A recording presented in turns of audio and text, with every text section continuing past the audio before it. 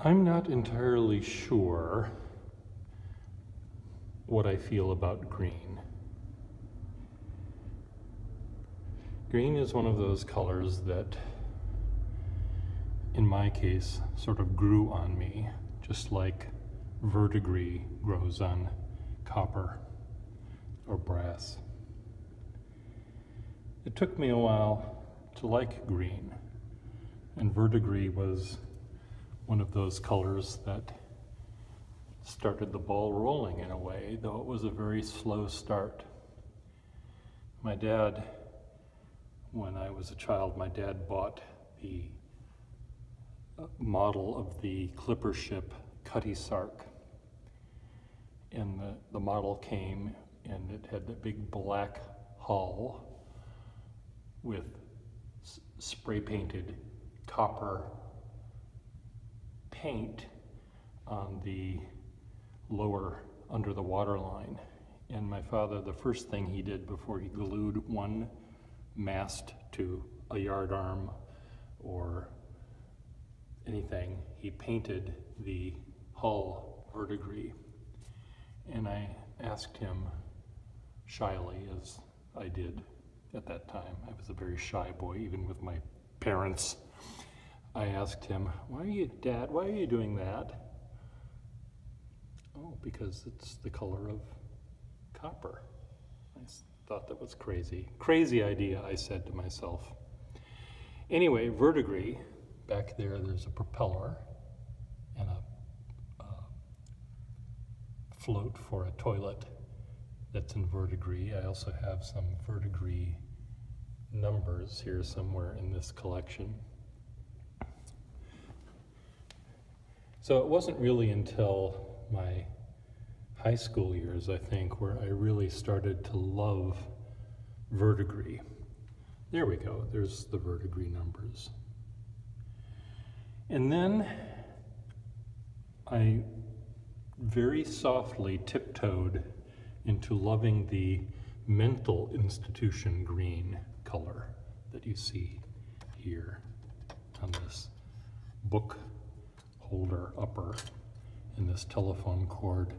It was a popular color in the 30s to paint hospital walls, and I don't know if it was supposed to be calming or what, but this sort of color here was popular at that point, and you can often see that color used on objects of that day.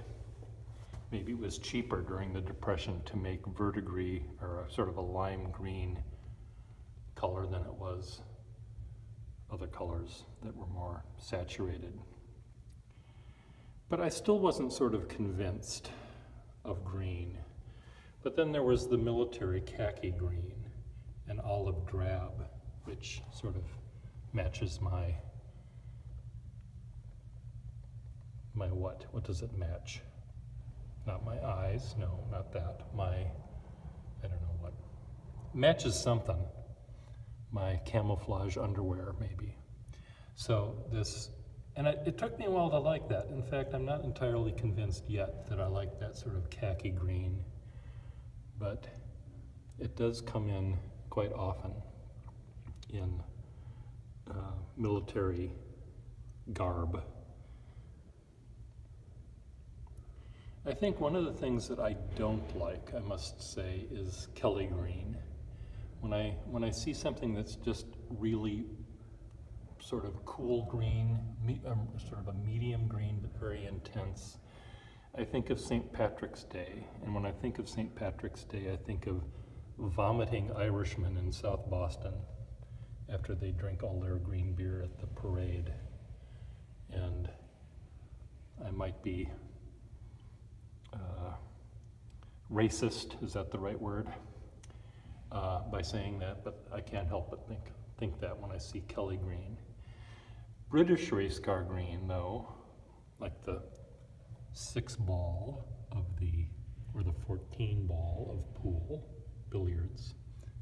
I guess, sorry, is a better green. I love the green of drafting sets. And I think part of the reason I love drafting sets is the green felt that you find the beautiful instruments entombed in which they are entombed. In the 50s, there was a different kind of green, sort of a minty green that among other things, fountain pens were made in that color. And then later on still, during the harvest gold, avocado green era of kitchen appliances, avocado green was quite popular, which was a mistake. I think that era could have been ignored completely without anyone missing it. Avocado green, harvest gold. What were the other colors that you could get your Amana refrigerator in? There were at least three. Harvest gold. There was rust, some sort of rust color. I don't know what, they wouldn't call it rust though. That's not a good marketing for a metal product, but it was a rust color and they called it something.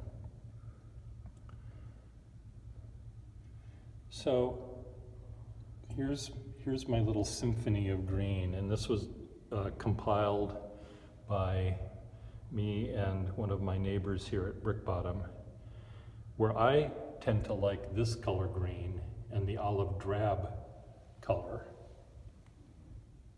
She's fond of the Kelly, the brighter colors. And so she organized the display, and many of these things are hers. But once this thing started, this became sort of a black hole, and it started sucking all sorts of things in. I would go back up to my house and I would see yet another green thing, and I'd add it to the list. And she would go through her house, which has a lot of green in it, and add something else. And so it was becoming quite the black hole, green hole for us. And one of the things that was sucked into past the something horizon, what do they call that? The event horizon was this hammer. And this is the hammer that the gallery director uses. So I had to bring down a different hammer because I didn't want to ruin the display. Oh, the ideal sex life. I ought to read that, because that's not happening. Chartreuse and a pencil sharpener. So anyway, here's green.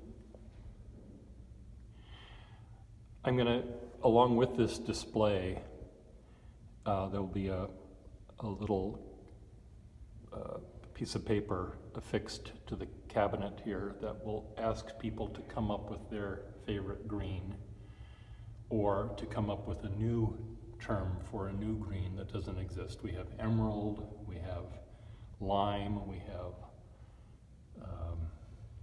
now I'm trying to, Kelly green, we've got verdigris, we've got pea green, pea soup green, we've got moss green. One of my favorite greens is called caca dauphin, which is kind of that color right there that the gauge is made of. A little bit darker than that, sort of maybe more like this. Caca dauphin was a very popular color for fabric in the reign of Louis XVI and Louis XVI, I'm sorry, and Marie Antoinette. And if you know your French, caca dauphin is royal baby shit green. Or it doesn't actually, green is the color, but it was caca dauphin, so royal baby shit. And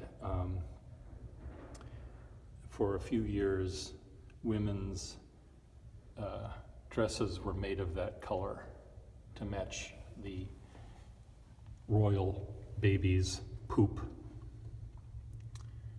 Can I say poop on YouTube? Well, I just said it. Poop. Caca. Caca dauphin. There you go. Say goodbye. Goodbye.